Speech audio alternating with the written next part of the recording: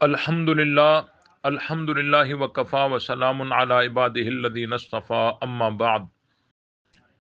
عالمی حالات جو گزر رہے ہیں یہ آپ حضرات کے علم میں ہیں، اور جو صورتحال ہے وہ سب کے سامنے ہے۔ ہمارے علماء اور اکابر نے جو فتویٰ دیا وہ غلط نہیں، وہ بالکل درست ہے، اور آج بھی ہم اپنے اکابر کے نقش قدم پر کھڑے ہیں اور انہی کے فتوے کے ساتھ کھڑے ہیں۔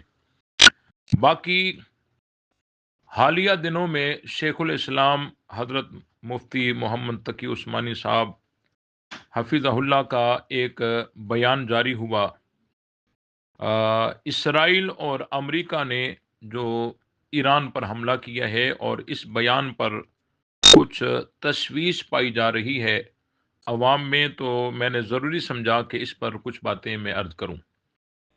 شیخ الاسلام صاحب حفظہ اللہ نے سب سے پہلے امریکہ کی، اسرائیل کی گنڈا گردی بیان کی کہ مذاکرات کی میز سے اٹھ کر جا کر حملہ کیا، اور یہ عالمی گنڈا گردی ہے، کھلم کھلا یہ ٹرمپ کا اعلان ہے کہ میں جب چاہوں جس ملک پر چاہوں حملہ کر سکتا ہوں، یہ ان کی دہشت گردی ہے، یہ انہوں نے بجا فرمایا۔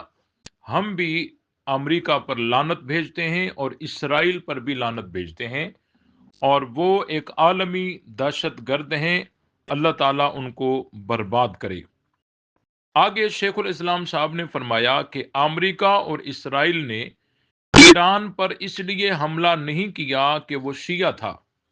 یہ بات تو ان کی بجا ہے کہ یہ شیعہ سنی لڑائی تو ہے نہیں، اور ایران کے لوگ جو شیعہ مذہب رکھتے ہیں، ہمیں عقائد کا ان کے ساتھ اختلاف ہے۔ یہ شیخ الاسلام صاحب نے بالکل کھلے الفاظ میں یہ اپنا موقف دیا، اور بالکل صاف صاف دیا کہ ان کے ساتھ ہمارے عقائد کے اختلاف ہیں۔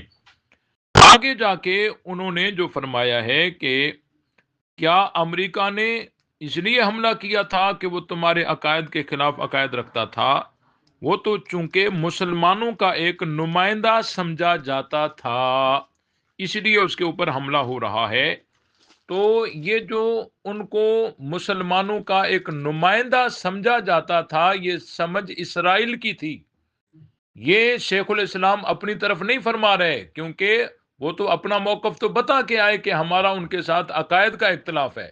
تو جن کے ساتھ ہمارا عقائد کا اختلاف ہو، پھر وہ مسلمانوں کا نمائندہ کیسے ہو سکتا ہے؟ یہ اسرائیل کا وہم تھا، اس کی سوچ تھی اور اس کی سمجھ تھی کہ یہ مسلمانوں کا ایک نمائندہ ہے، اس لیے حملہ کر رہا ہے۔ تو ہم تو اسرائیل پر بھی لعنت کرتے ہیں، اس کی سوچ پہ بھی لعنت کرتے ہیں۔ اسرائیل امریکہ مرد آباد ہے، اللہ تعالیٰ ان کو تباہ و برباد کرے۔